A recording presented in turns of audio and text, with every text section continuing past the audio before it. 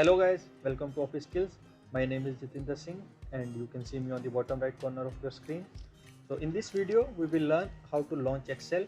There are multiple ways to launch Excel and I am pretty sure that most of you are aware of it, but we will learn all these things from the basics. So here are a few ways in which we can launch Excel.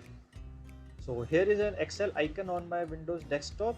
I can double click on it to launch Excel, or I can click on this Windows menu and search Excel in here.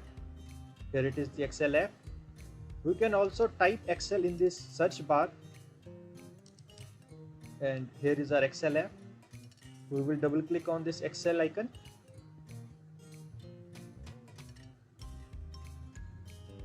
So our Excel app has opened and this is the user interface of our Excel.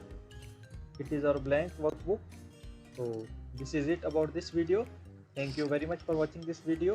Please like the video and subscribe the channel.